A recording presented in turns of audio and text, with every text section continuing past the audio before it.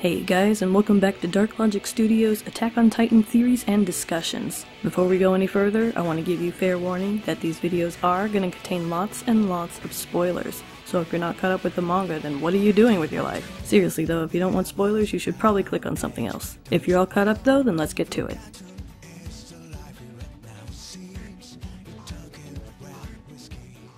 Hey, what's up guys? So it's time to talk about Attack on Titan, Chapter 98. The new chapter is out now, and holy shit, was this a good chapter.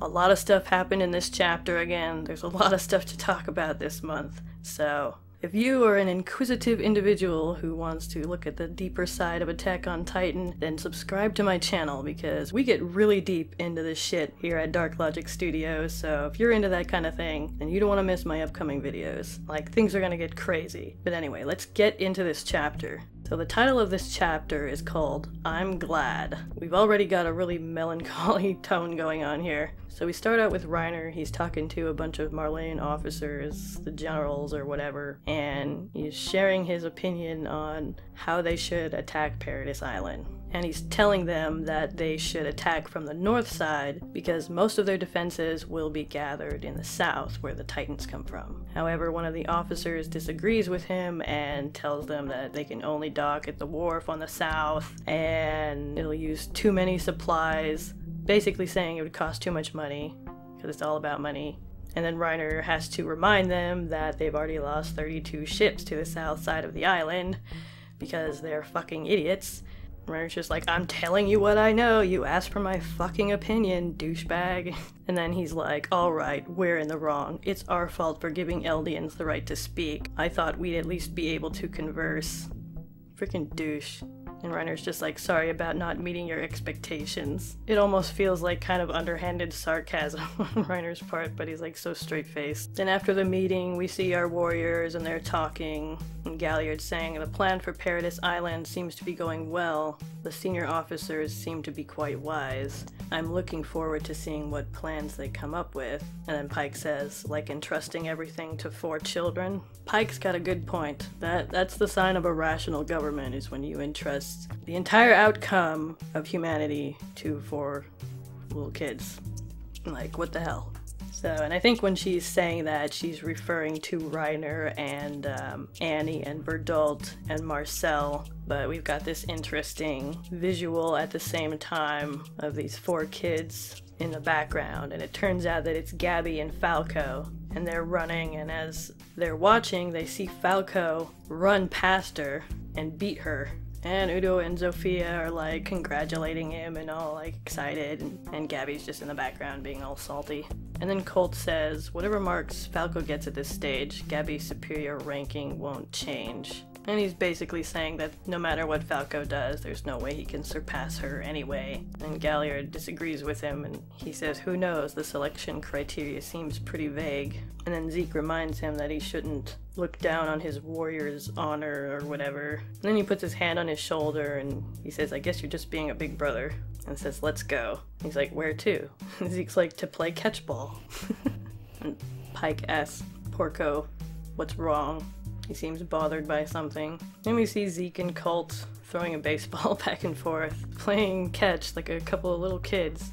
Yay, baseball! Zeke's favorite sport. So in the next scene, we see Zofia and Udo and Falco, our kids, and Gabby, who's still really pissed. And we see these 2 Marleyan guards, and one of them asks them how their day was. And the kids start telling them all about what happened and how Falco beat Gabby at the race. And they're like talking about it and having a little conversation. And it's a nice little moment, you know, to kind of see these Marleyan officers, despite the fact that these kids are Eldians. It's kind of like a moment where they're treating them like human beings, you know, just having a little chit chat, asking them how their day was. So, and they're kind of joking around and teasing them, and Gabby like gets all mad and she's like, whatever, you're never gonna pass me, blah blah blah. And then Falco finally admits in front of everybody that he's doing it for her, and his fucking guard's like, guess the cat's out of the bag. Will this turn into a B-movie? And that makes her even more pissed off. She's like, what the hell, Falco? And then he just runs away. I wonder if she can read between the lines. Then we see Zeke and Falco playing baseball again, just to show again that Zeke's got a baseball glove and a baseball. That's an important baseball. So in the next scene, we see the festival being set up, the stage, where everything is going to happen. Whatever is going to happen, it's going to happen on that stage. Dread. I feel dread. So the kids are there and they're kind of observing, and Udo's like, so this internment zone is where they'll announce their declaration of war. And Zofia says it feels a bit like a theater. If all of the high-status people from different countries were to gather around here for the festival, Gabby interjects, then people from all over the world will end up on our side by the time it's over. That's what the Tybur family said. Then I guess all of Marley's troubles will be over. Apparently even the Middle East Union are amongst them, even though we were at each other's throats not even a month ago. Wherever they're from, they're probably desperate to send Marley's heads flying. Our family was moved from an internment zone in a different country to over here, so I know. We led rough lives. The hostility that Marley has towards Eldians is nothing compared to that of the rest of the world. Even being invited here is a disgrace to their countries. So it looks like Udo, he's not from Marley. He's actually from another country, and for whatever reason, him and his family was moved here. So that's interesting. So what information we can gather from this dialogue is that Eldians do in fact exist outside of Marley, and are actually treated worse than they are in Marley, which is pretty bad considering they're not treated very good in Marley at all. So that's pretty interesting. I wonder what country Udo's from. So Gabby believes that the reason they're doing it in the internment zone is because she thinks it will help people become more understanding towards Eldians and show them that they're not devils. I'm just gonna say that I don't think Gabby's right about that. And then Gabby, she does this shit where she points out Udo and Sophia's flaws, I guess. And then she's like, I'm perfect. I don't have to change at all. I can see why people don't like Gabby. She's just kind of obnoxious. So then we see that not far away, Gabby notices Captain Maggoth talking to William Tybur, who seems to be incognito with his fancy hat. So Maggoth asks him, is the stage all going according to plan? And William answers, yes. I'm even surprising myself with how skilled I am as a director. And what about you? How is the extension work on your house going? And Maggoth pulls something out of his pocket and hands it to William, a little black notebook. He opens it up and takes a look and says, there's a lot of demolition work to be done. Maggoth says, yes, since it's so dilapidated. I have a funny feeling they're not talking about Maggoth's house, but we'll see. And then William hands the notebook over to this fucking gigantic bodyguard. That dude, like, I thought that Isayama, like, had just, like, made a mistake accidentally making him so huge, but I think this guy is actually that freaking tall, because he looks just as tall in these panels. Like, look at this one panel with him behind him on the bench. He's like 10 feet fucking tall.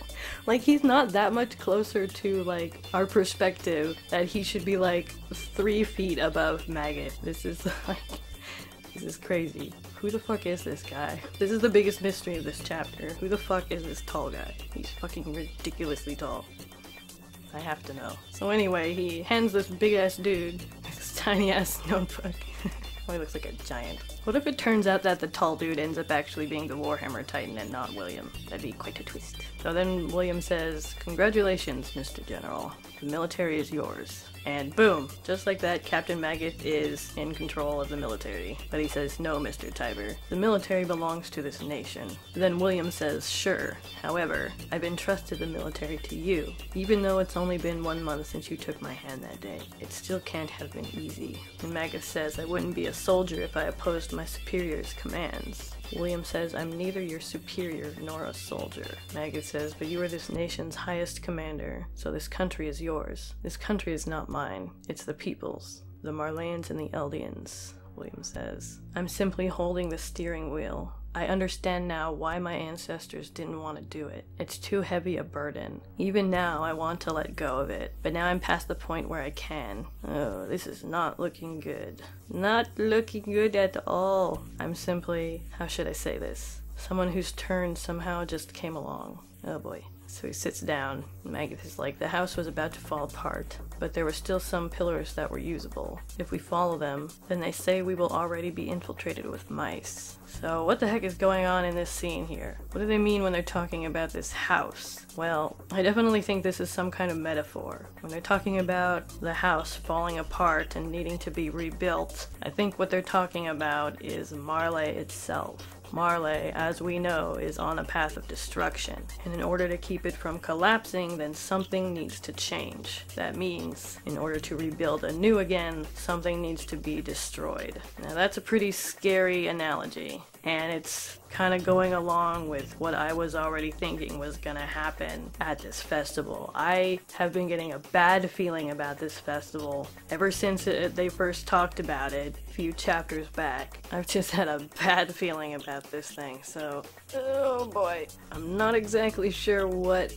Magath is saying when he's referring to the mice. I remember somebody saying something about mice or rats a while back. I think it was Sergeant Gross who said something like that. I guess in another translation he's saying cockroaches or roaches or whatever. I don't know. We'll look more into that after the official translation comes out. So in the next scene we're back to EREN and Falco, and he's telling him about how he beat Gabby in the race, and they're having a little talk, and then EREN, or Mr. Kruger, is like, I'm the one who wants to thank you. You're the one who's helped deliver my letters back and forth. He says, thanks to you, I'm alive. And then it turns out, what has EREN got sitting next to him? A fucking baseball mitt and a baseball. Where did we see a baseball mitt and a baseball before? Gee, I wonder. EREN's like, yeah, it's kind of hard to play since I don't have a leg. Then he says, I can't stay here forever, so after the festival's over, I plan on going back to my hometown. That's an interesting choice of words, EREN. You sound kind of like somebody else we know. So yeah, obviously EREN is kind of saying the same thing that REINER used to say when he was kind of double talking back in the day. But what's interesting is, I wonder if EREN will actually make it home. Like, I feel like we've had a lot of death flags for EREN, especially like if you think about season 2 of the anime. Let me see this guy coming over. Falco's like, the doctor's coming, I'll be going now. And he gets up and leaves. And this guy asks EREN if he can sit down next to him. He's like, sure. And he sits down, and it turns out that it's freaking EREN's freaking grandpa, Grish's dad. Oh shit. He says, I'm Dr. Yeager from this area. Sometimes I come here to drink tea. Uh-huh. Interesting. And EREN says, hello, my name is Kruger. And Dr. Yeager tells him that Falco's uncle, who I guess was Reiss, the Reiss that Grisha knew that was kicked off the wall to be chased around by Titans. That was Falco's uncle. He starts telling him because he was found out and he was sentenced to be sent to Paradise Island, that the rest of his family was implicated, and they had to prove that they weren't involved, and if they couldn't prove that they were innocent, because it's guilty until proven innocent, I guess, in this place, not the other way around, then they were sent to the island as well. But anyone who seemed like they could be innocent, they weren't sent to the island, but they had to dedicate their lives to the Marley military. So that's why Colt ended up becoming a warrior, and why Falco's in the military too. And he tells EREN that he should stop asking him to run errands for him, because it might get him in trouble, and then the whole Reiss family will be doomed, basically. And then he tells him that if his mental health is okay, then he should go back to his family, so he doesn't leave behind any regrets. And then EREN leans forward and he says, regrets, you say? It seems like you have some regrets about your family. Dr. Yeager looks at him and he says, not a day goes by when I don't regret it. That day, my son took his little sister outside of the walls. I was too strict, telling him to become a doctor like me. There's no way he could have. Everything is my... And then he starts screaming! Freaking screaming bloody murder! And then it turns out that Dr. Yeager is not a doctor at this place, he's actually a patient. That's pretty sad. It looks like Grisha's dad, his regrets are so heavy that it drove him crazy. If you think about it, that makes perfect sense, because his freaking daughter died, and all he could do is, like, blame his son for it, basically. And damn, yeah. Wow. I wonder what EREN is thinking. So we see EREN holding the ball. He throws it in the air. We transition to a carriage. We see this complex, this place, we're still not quite sure what it is, but the place where the Helos statue is. And we see we've got this ball going on before the festival, and the kids are the waiters, I guess. And they're looking around at all the people that are there, all the people from all over the world, people that they recognize from newspapers. And they start going around serving all the guests. Then Udo overhears some guy say, "What? These people with their tainted blood are running the errands? So that's why the food stank so badly." And he gets kind of flustered, and then he bumps into this lady and accidentally spills wine all over her dress. He starts to freak out, but she calms him down, and when somebody asks what happened, she kind of covers for him and she says, "How embarrassing. I spilled some wine on my kimono, so I asked him to help me out." And she kind of saves his ass right there. And he's a little confused. He asks her why, and she whispers, "Who knows what would have happened to you?" And he's just kind of like stunned, like, why would she help me out when I'm an Eldian? Like, these poor kids. And as she's walking away, we see this symbol on her back, and it's an anarchy symbol? It looks like swords. A. It's an A. Or Asian. So this woman is from Asia, in a place known as Hizul. Interesting. So then we see William. He's kind of walking through the crowd saying hello to everybody. Everybody's like, "Ah, what's up, Fabio? Love your hair." And as he's going around saying hello to everybody, this guy calls him descendant of our saviors. So that's interesting. It's also really refreshing to see all these people of different ethnicities in Isayama's artwork finally. Like, it's so nice not to just have white people for once. And so he's like going around being Mr. Charisma, and everybody's real friendly with him. Everybody just loves this guy. Everybody just loves the shit out of this guy. And who can blame them with that hair? Like, come on. That hair is fucking godly hair. Demi-godly hair, to be specific. And Gabby's kind of looking over at him, and she recognizes him as the guy who was talking to the commander. So somebody comes up on stage and he's like, "Ladies and gentlemen, thank you for coming. Until recently, we embarked upon ugly wars for the sake of obtaining natural resources. But yesterday's curse is also today's curse. Sorry, excuse me. Yesterday's curse is today's friend. You who are drunk on our nation's finest food and wine. Let's flush away the events of the past down the toilet, along with the alcohol, and make a new toast." You know, this sounds a little familiar. Where have I heard this speech before? Moments from now, this tunnel will open. The past will be washed away, and a new day will dawn. It was that fucking Ants movie. This is the exact same plot as Ants. What's going on? Look, here we are safe in the city, but they're gonna seal everybody off in the mega tunnel. And here's the lake. You're right. Holy shit. I know where Isayama got his inspiration from. So the dude lifts up his glass, he's like, "So, to long-lasting peace." And then William puts his hand on his shoulder. He's like, "Bruh, let me handle this." And then everybody starts clapping and cheering because it's freaking Willie. Everybody loves Willie. And again, we see them calling him the descendants of our saviors. So then William begins and he says, "As you all know, tomorrow we will invite you to the Liberio internment zone. That place is the nest of the devils that once came close to destroying this world, once slaughtered many nations. The descendants of the devils who dragged our world into hell. This is the home of the Eldian devils, who share the same blood as I. Marley, who is the most mistreated by those devils, used them to attack other countries, and this tragedy kept on repeating. Everyone thought, if only there were no Titans. I understand why people want to eradicate all Eldians. I have come up with the one solution to this never-ending problem. That solution will be revealed on this very stage tomorrow, during my first production, to the great writers and witnesses of history."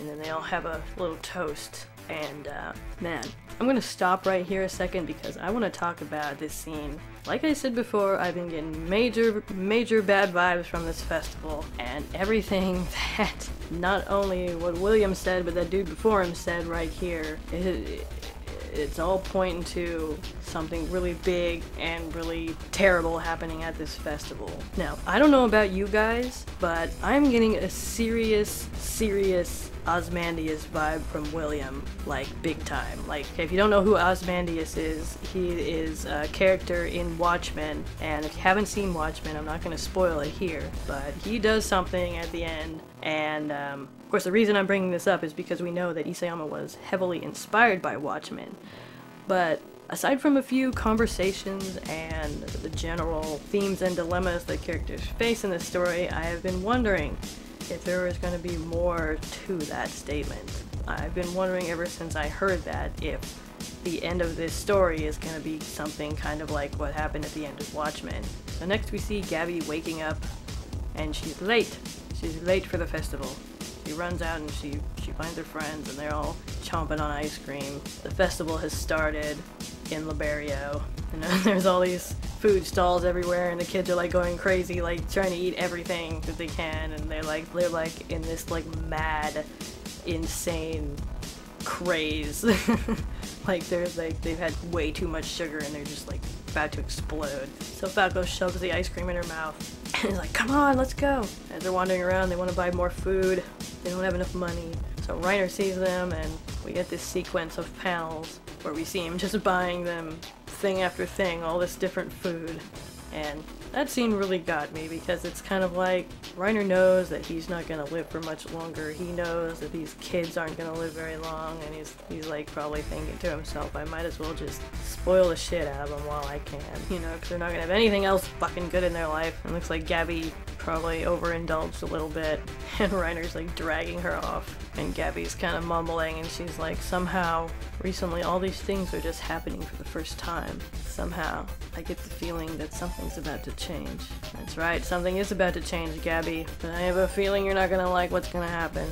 Oh god. Alright, so we fast forward a little bit. It's the night of the festival. We see the stage, we see the Tybur's shell emblem, and I just want to mention a few people have pointed out that there might be a connection between the Tybur's emblem or whatever being a seashell and seashell that Armin was holding at the end of chapter 90. That, I definitely think that there is a connection there. And if the Tybur family end up being connected to Armin in some way, then that would be a really awesome and clever visual clue. So anyway, our characters are talking, we're back with our warriors, and Colt's like, where's Falco? And Udo replies, he said he found someone he knew and went off somewhere. And Galliard's like, will he be okay? We've been ordered to take our seats on time. And we see Falco has returned. Gabby's like, where did you go? And Falco asks Reiner if he can come with him for a moment. And Zeke encourages him a little bit, unsurprisingly, and tells him it's fine, there's still some time left before the curtain rises. Ooh, there's that phrase again, curtain is going to rise and everything will be revealed! Ah! Reiner's like, what's going on here, Falco? So Falco leads him into a basement. Huh. More interesting visual parallels. And once he gets down there, guess who's waiting for him? Dun dun dun! Inception, wow! He just looks up at him and he's like, it's been 4 years, huh? Reiner. Reiner looks fucking shocked. He's like, EREN. It's EREN! It's fucking EREN! What the fuck? And then EREN kind of sits up and he says, I'm glad that you could return to your hometown. And we're left with a footnote. If one desires peace for themselves, they must fight for it with those who also desire the same peace.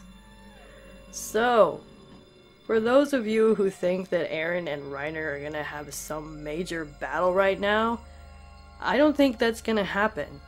These characters are on the verge of becoming allies, and this has been being foreshadowed for a long time, especially during these Marley chapters. I do not think we're going to be getting an EREN versus Reiner Titan battle. I think we're past that, and I think that that's a good thing, because that is what would be expected. Like in any other cliche story, that's what would happen, but this is not your typical story. And I'm glad that Isayama is taking this down a route that most people would not expect. That is what Attack on Titan is all about. It's about defying your expectations and doing shit that nobody else has the balls to do, because Isayama is a fucking badass. Now, why do I say that? Why do I say that they're gonna become allies? Like I said, there's been tons of foreshadowing. I could probably do a whole video on all the foreshadowing, and I've kind of done one, although it doesn't include the last several chapters, but even way back then, during the first few Marley chapters, it was pretty clear that Reiner was not going to stay loyal to the Marley. And especially with this footnote we have right here, It says if one desires peace for themselves, they must fight for it with those who also desire the same peace. EREN and REINER want the same thing. They want the Eldians to be free. They want to stop this cycle of violence where the Titans are being continuously used as weapons. And in order to do that, they have to change something. Now, is it possible that EREN and REINER are going to be fighting against the Tybur family? I've been getting the impression that William Tybur and Zeke and EREN all already have a connection, and that this is all part of the same plan.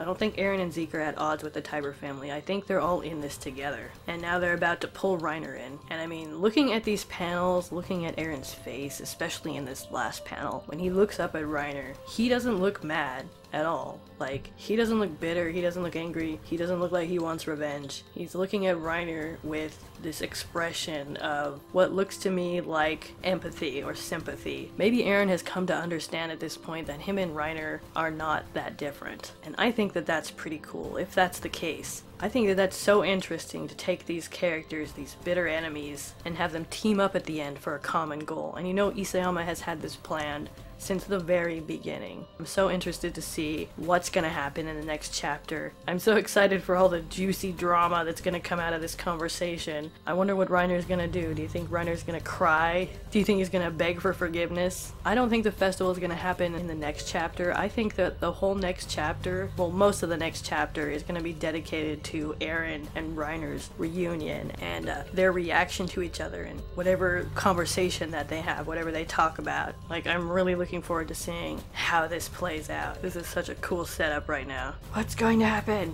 So yeah, this was a really cool chapter. It's really starting to feel like the pace is speeding up. It really feels like we're starting to build up to something big.